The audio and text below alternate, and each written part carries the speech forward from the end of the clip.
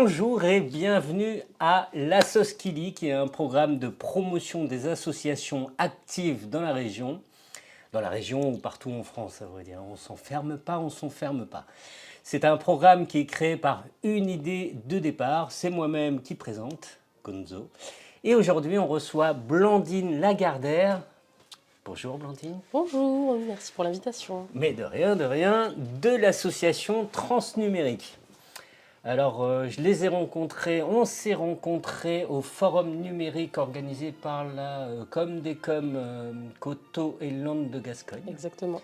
Si je ne m'abuse, c'était le 24 mai à La Réunion, pas Lille, hein.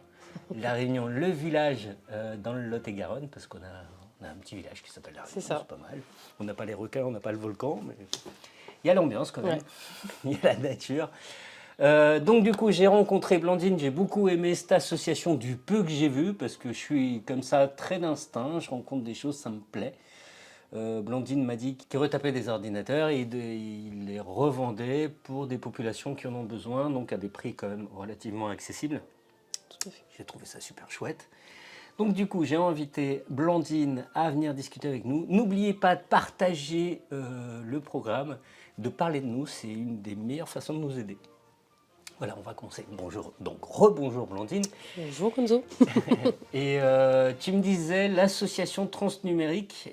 Qu'est-ce que c'est que cette association, si tu peux me la présenter? Donc Transnumérique, c'est une association qui a été créée en 2020, une association marmandaise. Nous, on a deux champs d'activité, c'est-à-dire qu'on a la partie médiation numérique. On accompagne les personnes éloignées au numérique, donc on fait des ateliers de médiation numérique. Sous forme collective ou individuelle. Et à côté de ça, on a un atelier chantier d'insertion dans lequel on a des salariés en insertion qui reconditionnent du matos. Donc en fait, ce matériel informatique, on l'aura collecté, qui aura bien voulu nous le donner, donc des collectivités, des collèges, des écoles, des particuliers aussi. Donc en général, on fait des tournées de collecte. C'est toujours bien quand les gens peuvent venir jusqu'à nous pour nous l'emmener. Voilà, pour nous donner... vous faites des tournées de collecte? Voilà, c'est ça. Pas des tournées de collecte, hein. Non, des tournées de collecte. Ça nécessite un peu d'organisation, mais voilà. Et ce matériel qu'on nous aura donné, on va racheter les matières premières, donc la RAM, les disques durs, les batteries si ça concerne les ordi portables. On va réinjecter à l'intérieur et on va vendre à tarif solidaire. Donc on le vend principalement aux personnes qui sont bénéficiaires de minima sociaux, qui n'ont pas forcément les moyens. Mais on s'adresse à tout le monde, à tout public, puisque le réemploi et la seconde vie des objets doit finalement concerner tout le monde, en fait, pas seulement pour une histoire de prix, c'est aussi une histoire écologique. Tout à fait. Réutilisation, apprendre à ne plus jeter et à utiliser un objet une fois et puis c'est ça, on le fait bien trop souvent, hein. Je suis sûre que vous avez tous chez vous, dans les placards ou dans les tiroirs, les vieux téléphones qu'on change tous les 2 ans, ou les vieux ordis, donc... en fait, c'est peut-être une pépite d'or, hein. Nous, on a peut-être à l'intérieur un petit truc qu'on va pouvoir récupérer pour le remettre dans un autre ordinateur. Donc, il faut y penser. Il faut penser à nous avant de penser déchetterie. Ça peut servir. Oui, parce que j'ai beaucoup vu de gens jeter du matériel neuf en déchetterie. Ouais. J'en ai récupéré pas mal, hein. Donc c'est pour ça que ça m'intéresse, hein. Moi, je le fais d'office. Je viens d'un continent où très peu de choses se jettent, à vrai dire. Donc du coup, et c'est pour ça que ça m'a plu quand j'ai vu ce que vous faisiez. Donc il y a deux fonctionnements de l'association, une aide à la compréhension du numérique, si je comprends bien, des outils de tous les jours, les mails, les réseaux sociaux ou pas? Oui, les réseaux sociaux, toute la partie cybersécurité. On peut même aussi un petit peu mettre le pied à l'étrier avec l'IA, les enjeux, les bénéfices ou même les dangers. Et crypto? Non. Pourquoi pas la crypto? Pourquoi pas? Après, on n'est pas beaucoup et ça nécessite... ça nécessite... C'est pas une question de philosophie? Non, du tout. Il y a plein de choses, je pense, qu'on ne maîtrise pas et qu'on ne peut pas prétendre à enseigner. Mais j'espère qu'il y a plein d'autres choses qu'avec le temps, on pourra développer. Comme par exemple, aujourd'hui, on se concentre sur les ordinateurs. On ne fait pas de smartphone, on ne fait pas de tablette. Mais c'est quelque chose auquel on pense parce que on veut se diversifier et parce que les gens utilisent beaucoup leur smartphone et leur tablette aujourd'hui, peut-être même de plus en plus par rapport aux ordinateurs portables. Donc on pense à tout ça, mais on n'est pas beaucoup. C'est un peu à la back market, au fait. Ouais, Tu connais mieux. Oui, non, bien sûr. Socialement, il n'y a pas photo. De toute façon, société et association, déjà, association de base, c'est quand même j'ai une société et j'ai une association. Ouais. Je sais de quoi je parle. Une association, déjà, oui, de base, c'est un principe quand même différent. Je suis tout à fait d'accord. Non, quand je disais back market, et je me permets de nommer parce que je m'en fous de pas nommer ou nommer. Je trouve que les gens, c'est des adultes. Je parlais du fonctionnement, c'est-à-dire récupérer le matériel, le retaper et le proposer à des prix beaucoup plus accessibles. Tout à fait. Et puis on a quand même on a des choses à respecter au-dessus, parce qu'on est une asso et on est un atelier chantier d'insertion, donc on a des tarifs, on doit pratiquer des tarifs solidaires. Au-dessus, c'est l'État, c'est les personnes qui vont nous subventionner, qui vont... les personnes, c'est-à-dire l'État, ou il y a des particuliers qui vous subventionnent? Non, si on a des subventions, ça va être soit dans le cadre d'appels à projets auxquels on aura répondu, donc on aura déposé un dossier, etc. Soit dans le cadre d'un chantier d'insertion, si tu veux, tu as des aides de financement pour employer des personnes en insertion. D'accord. Ah oui, parce que vous avez des personnes employées en insertion. C'est ça. Et donc nous, effectivement, on doit être solidaire. C'est notre mot d'ordre. Et on doit être en fait encore moins cher qu'un back market ou que sais-je. Oui, vous n'avez pas la marge de fonctionnement pour payer les actionnaires. Je ne sais même pas s'ils sont des actionnaires, j'imagine que oui, mais oui, je comprends. Il n'y a pas cette nécessité de marge. Vous n'avez pas besoin de cumuler. Normalement, ce que vous gagnez, vous le réinvestissez dans l'association. C'est ça, on est à but non lucratif, bien sûr. Et c'est bien ça, en fait, le problème, c'est que du coup, on vend un tarif solidaire. Et l'argent qu'on gagne, on le réinjecte aussitôt dans la matière première.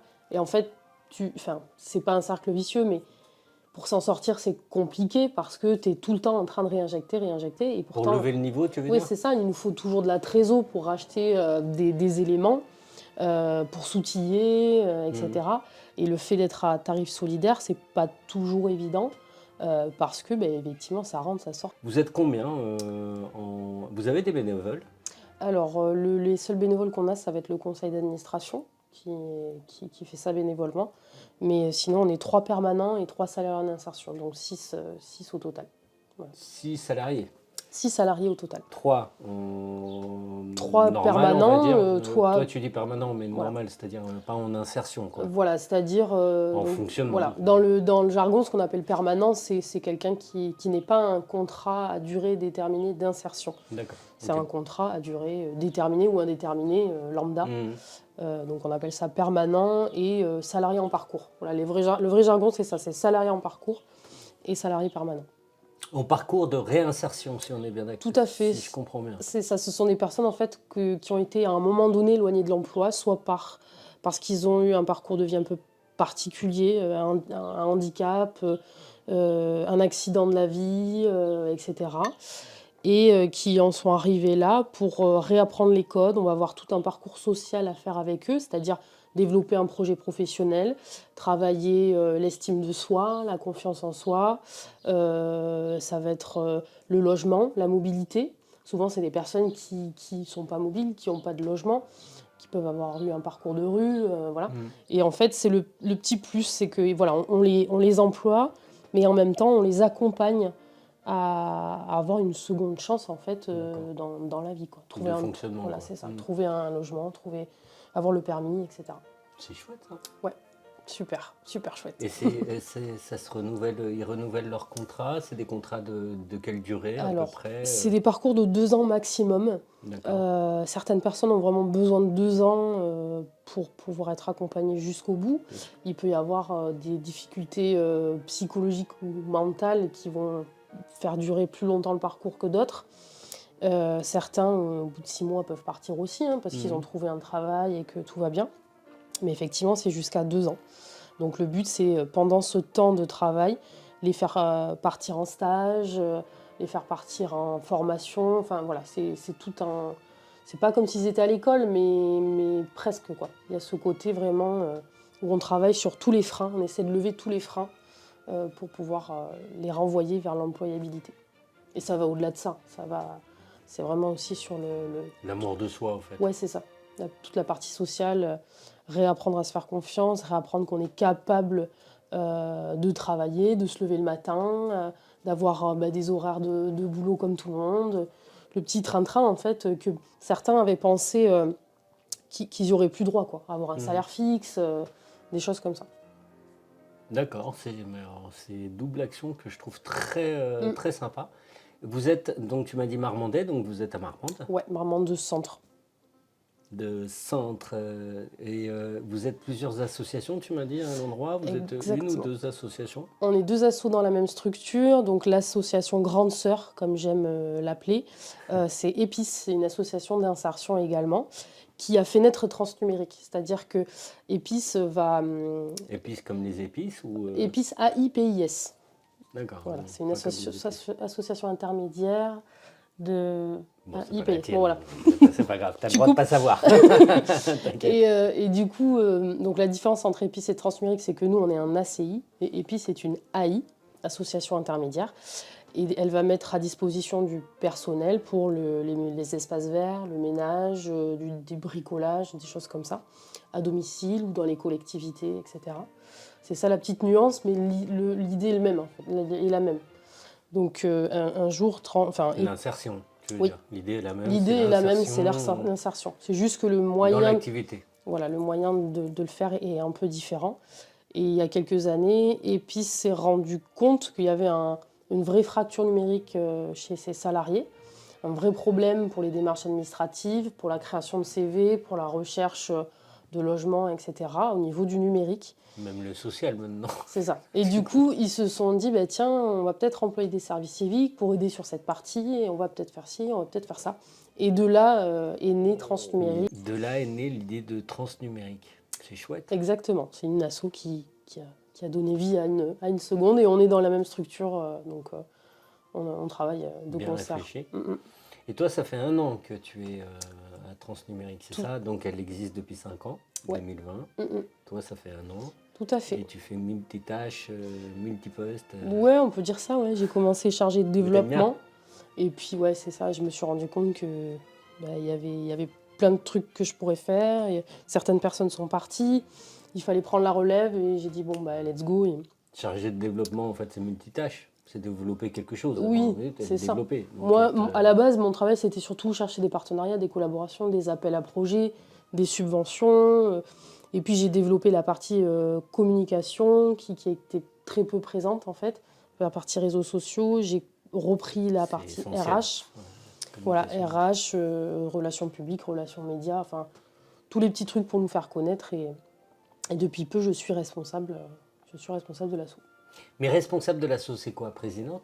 Non, du tout. Un président, généralement, fait partie donc notre conseil d'administration, président, secrétaire, etc. Ceux-là ne sont pas salariés du tout. Hein. Ce sont des bénévoles, responsables. Voilà. Il n'y a pas de directeur. Normalement, au-dessus du responsable, il y a le directeur, mais nous, on n'a pas de directeur. L'autre association a une directrice, EPIS, mais Transnumérique, pas encore. Donc peut-être quelques années, on verra. Et c'est quoi vos projets d'expansion? Attends, premièrement, où est-ce qu'on peut acheter vos créations? Alors, nos PC portables, donc en fait, il y a une petite... C'est que portable, il n'y a pas de bureau? Non, pardon, nos ordinateurs en règle générale, et d'ailleurs, je te dis n'importe quoi parce que les ordi portables, c'est ce qu'on n'a plus en ce moment. D'accord, donc c'est plutôt bureau. C'est plutôt bureau. D'accord. En fait, la particularité, c'est que si vous êtes bénéficiaire de minima sociaux, vous avez accès à un tarif réduit. Et pour ce faire, il faut aller sur notre site et faire remplir un petit formulaire à votre travailleur social. Ça peut être une assistante sociale, ça peut être un conseiller numérique, un agent de mairie, quelqu'un qui vous suit de manière socio-pro, en fait. Et qui nous fait une petite prescription, un peu comme à la manière d'un médecin qui va faire une ordonnance, en fait. Transnumérique.fr. Transnumérique.fr. Il y a un petit formulaire et le travailleur social remplit ce formulaire et nous, ça nous envoie une commande, en fait. Voilà. Et si vous n'êtes pas bénéficiaire de minima sociaux, il y a un petit supplément qui est moindre. Et vous nous appelez directement, vous nous envoyez un mail, vous venez nous voir et puis voilà. Ils peuvent venir vous voir directement parce que bon, s'ils galèrent avec l'informatique... Ils peuvent venir nous voir directement. Oui, le but c'est que... c'est ça. Le but c'est de pouvoir nous appeler ou de venir nous voir si c'est compliqué. Appeler peut-être mieux, peut-être mieux appeler avant de se déplacer. D'accord, et vous avez toujours des ordinateurs à disponibilité? En général, on en a toujours. Le seul bémol, c'est le portable, quoi. C'est dès qu'on en rentre, ils sortent aussitôt. Donc ça va très vite. Ah, parce il y a trop de demandes? Il y a beaucoup de demandes pour le portable? Il y a beaucoup de demandes pour le portable. Les gens sont moins fans de l'ordi de bureau parce qu'il n'est pas transportable. Ah, c'est marrant, moi je préfère les ordi de bureau. Et puis un ordi de bureau, c'est plus solide dans le temps et ils sont plus abordables. Donc c'est là tout le... Et puis ils sont bidouillables, je trouve. Tu peux les ouvrir, moi je les ouvre, hein, tous. Oui, tu peux t'amuser, oui, c'est sûr. Au portable aussi, mais je préfère les ordinateurs de bureau. C'est pour ça que ça m'a intéressé, hein. J'aime beaucoup mettre la main à la pâte. Est-ce que vous fréquentez les autres associations liées au numérique, style BOC 47 qui était là au forum parce que je trouve que vous avez... C'est pas les mêmes choses, c'est pas les mêmes activités, mais je trouve qu'il y a vraiment des ponts tout à fait. entre vos créations d'ordinateurs, peut-être réfléchir à installer des logiciels régionaux avec BOC 47 c'est vrai, tout ça, non? on s'est déjà rencontrés en fait. BOC a déjà fait un atelier chez Transnumérique. D'accord, cool. À destination du public, quoi. Et on se croise en fait à tous les événements autour du numérique. Donc on était ensemble au Festival Techart, on s'est vus à La Réunion, à la journée du numérique. On s'est revus il y a 2 semaines. C'était où? C'était à Nérac, les journées du numérique aussi. D'accord. En fait, on se suit partout. Voilà. Vous êtes là présent, quoi. Donc oui, effectivement, pourquoi pas? Pourquoi pas penser à des choses, à proposer leur logiciel sur les ordis des gens. Après, moi, c'est le premier truc auquel j'ai pensé. À la Microsoft. Hein. Ouais, c'est pas bien, mais... C'est ça. Mais c'est vrai que pour te donner un exemple, il y a une période où on proposait du Linux. Oui, mais ils ne connaissent pas les gens, peut-être. Et en fait, les gens sont beaucoup trop éloignés du numérique pour pouvoir être à l'aise avec quelque chose comme Linux. Et il a fallu qu'on réadapte notre offre et proposer quelque chose de plus lambda. Parce qu'il faut aussi être réaliste, en fait. Il y a l'éthique, il y a plein de choses qui rentrent en compte, mais il y a aussi la réalité sur le terrain et on voit comment les gens pratiquent et il faut vraiment s'adapter à eux. Donc c'est vrai que c'est faisable, mais il faut y réfléchir. J'ai pas Linux, moi, j'utilise Windows et j'utilise leur logiciel. Hein. Je parle vraiment, les serveurs, les Linktree, les arbres en arborescence, ces choses-là. Bon, peut-être pas nécessairement installés sur l'ordinateur, parce que c'est du web. Mais ils ont quelques outils qui peuvent s'installer comme... Nextcloud qui peut être par exemple le pendant de OneDrive de Microsoft, sauf que tes infos elles partent pas aux États-Unis, là c'est à Agen, tu vois. Tout à fait. Et ça c'est installable sur Windows, t'as pas besoin de Linux, parce que je comprends. Hein. J'avais reçu Didier Lejallet qui est le maire de Ruffiac, qui est très connecté, qui parlait de ça, qui parlait que Windows est utilisé vraiment par une majorité, et ça il faut en tenir compte effectivement, mais petit à petit rentrer les trucs, ça peut être intéressant, quoi. C'est un peu comme quand tu veux apprendre à quelqu'un d'utiliser autre chose que Gmail, parce que éthiquement, c'est une catastrophe. Et en même temps, on voit bien que c'est la seule chose dans laquelle ils se repèrent, qui sont beaucoup plus à l'aise avec ça et tout. Donc il y a des moments où on dit, ok, on peut pas les forcer. C'est pas grave. On peut pas les forcer. Non, on les force pas. Moi, je leur donne envie. Regarde comment ça marche bien, moi, mon truc. C'est ça, il faut donner envie, mais c'est vrai que c'est pas toujours évident. C'est comme Bitcoin, en fait. Ils l'ont lancé et si ça a fonctionné, c'est parce que ça a été utilisé. Donc, il faut que ça soit assez pratique pour que ça soit utilisable. C'est ça. Et ça, je suis tout à fait d'accord. On ne peut pas proposer des outils compliqués à des personnes qui reviennent sur le... D'accord. Et tu as donc des ateliers, vous faites des ateliers sur le web en règle générale, sécurité, utilisation et tout ça. Vous avez des chantiers avec des personnes qui participent. Vous avez 3 employés qui réparent. J'ai vu aussi une imprimante 3D. C'est ça, c'est assez récent. L'imprimante 3D, c'est... alors, on a rencontré l'association tournaincaise Captain Labs Family. Je ne sais pas si tu connais. Et eux, leur spécialité, c'est les imprimantes 3D. Tournaincaise de Tonins? De Tonins, ouais. Et eux, elle s'appelle comment l'association? Captain Labs Family. Je vais le noter parce que ça m'intéresse. On les a rencontrés au Festival Techart. Et en fait, on a fait un projet à 3 assos. Hydrogène Valley, Transnumérique et Captain Labs Family. Donc en fait, on a fait un printathlon. Et nous, on mettait à dispo les ordinateurs. Captain Labs mettait à disposition les imprimantes 3D. Et Hydrogène Vallée proposait le concours en entier, le lieu, etc. Toute la journée, les gens devaient créer des objets en 3D. Cool. Voilà, donc Ça c'est bien ça. ouais, c'était super cool et Des du coup, créations. ouais, on les a. Ouais, c'était le but. Le but, c'était de créer un châssis d'une voiture à hydrogène. Et après, il y avait une course à la fin de la journée de voitures à hydrogène. Donc C'est génial. Et les moteurs à hydrogène, c'est Hydrogène Vallée qui les fournissait Tout à fait. Tout à fait. Donc c'était vraiment rigolo. On les a rencontrés comme ça. Et ils nous ont prêté, c'est vraiment un prêt d'assaut à assaut, une imprimante 3D pour qu'on puisse développer des ateliers autour, pour qu'on puisse faire monter en compétence nos salariés aussi. Et s'amuser en fait. Donc, et puis montrer à quoi ça sert, parce que les gens ils ne se rendent pas compte des possibilités qu'il y a quand même avec l'impression 3D au niveau des outils, des objets, de la réparation, de 1000 trucs. Quoi. Tout à fait. On s'est dit que peut-être au niveau de l'atelier, ça pourrait nous aider à faire des pièces qu'on n'arriverait pas à réparer ou des choses comme ça. Donc voilà, en ce moment, on s'amuse bien, on fait des petits objets rigolos. même pour le stand, je trouve que ça a bien dynamisé la chose. C'est ça. On a voulu mettre un petit truc rigolo pour les enfants et ça les a vachement intéressés de voir cette petite machine-là qui créait. Donc c'était vraiment bien. J'ai vu des casques, vous ne réparez pas les casques. Et non, là c'était de l'animation aussi.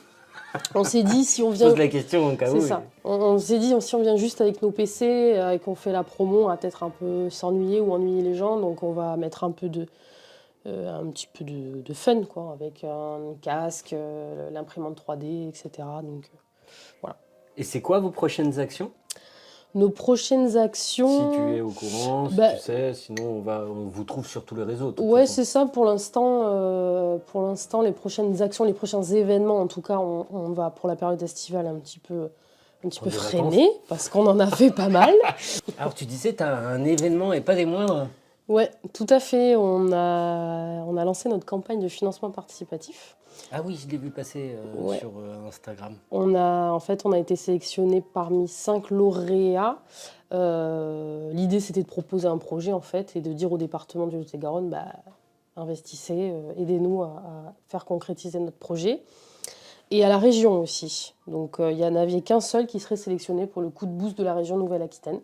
Et il se trouve qu'on a été sélectionné par le département et qu'on est lauréat, les uniques lauréats du coup de boost de la région. Cool. Donc c'est super cool.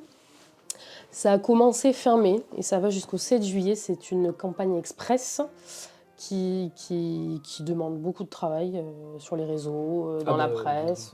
Voilà. De toute façon, c'est du taf. Hein. C'est ça. Et l'idée, c'est de récolter 3 000 € citoyens. Si on arrive à récolter ces 3 000 € citoyens, on aura un abondement du département donc, qui va doubler la mise, c'est-à-dire 6 000. Et le coup de boost de 2 500 de la région. Ce qui fait qu'on pourrait, en ayant 3 000 €, avoir 8 500. Et du coup, ça vous ouvrirait sur quoi discothèque C'est ça, restaurant, food truck. Non, ça vous non, en fait, à quoi le projet qu'on a, c'est... Je suis désolé de dire des conneries, je ne peux pas m'en empêcher. C'est pas grave, moi aussi j'aime bien dire des conneries. Le truc, c'est qu'on a proposé, en fait, c'est-à-dire que nous, notre objectif, c'est forcément d'équiper les foyers du Lot-et-Garonne et de réparer des ordis. Et pour ce faire, il nous faut la matière première. Et pour avoir la matière première, il faut de l'argent.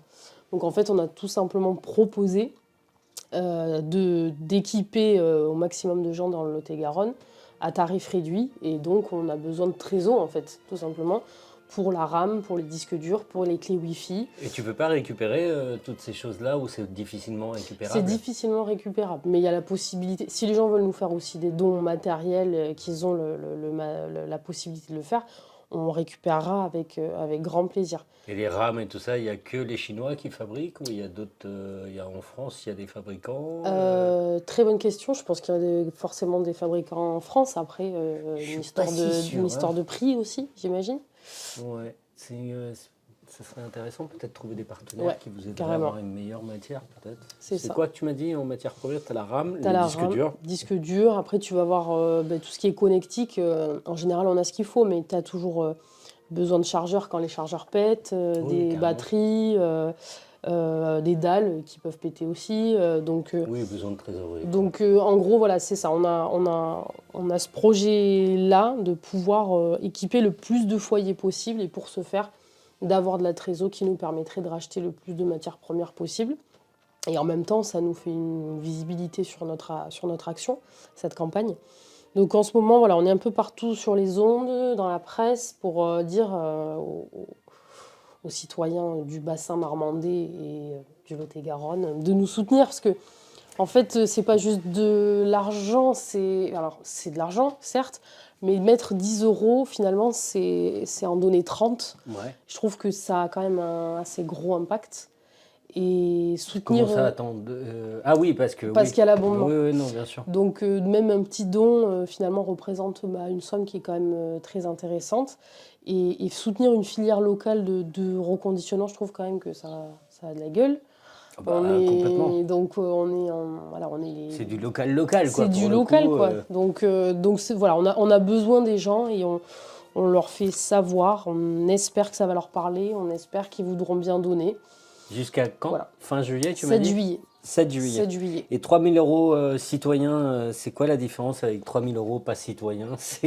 Tu m'as fait rire quand tu as dit ça. Alors c'est comme ça qu'ils disent, mais c'est 3 000 €. Du peuple, quoi, des gens. Des gens. Ça peut être une asso, ça peut être une entreprise, ça peut être... Ils ont des exonérations? Normalement, oui, tu peux te faire tout à fait exonérer. Les gens, ça les intéresse. Hein. Oui, ça les intéresse, c'est normal. Mais effectivement, tu peux te faire exonérer d'impôts. Donc c'est... Et sur litchi, tu m'as dit sur quelle cagnotte? C'est Yuzu. Yuzu comme le citron Yuzu, Y-U-Z-U. D'ailleurs, le logo, c'est un petit citron. C'est japonais, ça? Je connaissais pas. C'est le département qui a lancé ça. C'est ça. Donc, c'est local aussi, du coup. Et c'est local. C'est une campagne locale. C'est les 5 lauréats que nous sommes. Ce sont 5 structures du Lot-et-Garonne. Mais c'est génial. Ouais. Une idée de départ est un média qui est adossé au nouvel ordre local, une communication mondialisée, une économie localisée. Excuse-moi, hein, je pose ma pub. Hein. Vas-y. On est chez toi. Non, mais parce que je trouve que ça va très bien ensemble. Je ne savais pas que vous aviez cette campagne, mais je trouve ça très intéressant. Je pense que... Et du coup, si vous réussissez à lever les 3 000, que vous avez les 8 500 d'aide, ça peut vous aider aussi à acheter un peu de matériel pour réparer des téléphones et des choses comme ça, parce qu'il me semble que c'est un matériel spécifique, un peu plus pointu. C'est ça, en fait, ça pourrait même nous aider à outiller l'atelier. Par exemple, tu vois, on y réfléchit depuis un petit moment, mais on aimerait bien avoir une perceuse à coulisses pour la destruction des disques durs. Parce que nous, on doit blanchir des disques durs. Donc, on fournit des certificats de blanchiment. On a un logiciel de blanchiment de données. Blanchir, c'est effacer les données. C'est-à-dire, quelqu'un te donne un ordinateur, tu es obligé d'effacer ces données. Parce qu'il peut te l'avoir donné avec des données sensibles à lui. Donc, nous, on a cette obligation-là de blanchir leur disque dur via un logiciel. Et l'idée d'une perceuse à coulisses permettrait la destruction physique d'un disque dur quand le blanchiment n'est pas possible via le logiciel. Et du coup, tu ne peux pas le réutiliser, le disque dur, si tu le détruis? Non, là, ce serait vraiment pour une destruction... éthique. Voilà. Une destruction pour écraser un disque. De ne pas pouvoir effacer tes données? C'est possible. C'est possible. Ok. Ouais. Donc voilà, ça, tu vois, c'est un exemple. Hein, non, la perceuse à coulisses. Je connaissais même pas. C'est-à-dire, c'est une perceuse à coulisses. Mais tu sais, c'est qui fait un trou, en fait, parce que je sais que. On est déjà dû utiliser les mains pour détruire, mais bon, mais là, ça va plus vite. C'est plus simple, quoi. Tu fais un petit poinçon et c'est terminé. Ah non, c'est clair. Mais non, mais c'est cool. C'est intéressant. Donc, vous avez une éthique en plus. Vous n'avez pas envie d'utiliser les informations des autres. On n'a pas le droit. Pas comme si, les services secrets, ils ont le droit. Les services secrets. Mais on ne fait pas partie des services secrets. Moi, si on parle de droit, on parle de droit. Hein. Ouais, non, mais il y a certains passe-droits. Mais c'est intéressant, je ne savais pas. Écoute, Blandine, donc, vous avez toutes les informations de l'association sous la vidéo, parce qu'on va les mettre. On va mettre tous les liens sur Instagram. Vous êtes plutôt actifs. On a regardé ça tout à l'heure. On va se revoir parce que moi, j'aimerais bien visiter chez vous. Ouais. Je ne sais pas si c'est possible. Mais... C'est tout à fait possible. On est un peu à l'étroit, je ne te cache pas. Mais tu peux tout à fait nous rendre visite et voir un petit peu la magie opérée au sein de l'atelier. Ouais. Enfin, moi, ça m'intéresserait. C'est vraiment un truc. Voilà, rencontrer mes collègues avec grand plaisir. Cool. Bon, en tout cas, vous avez les informations pour retrouver Transnumérique, donc association locale. Je te remercie beaucoup, Blandine, pour être venue répondre à nos quelques questions et on va se retrouver assez rapidement. Avec plaisir. Merci pour l'invitation.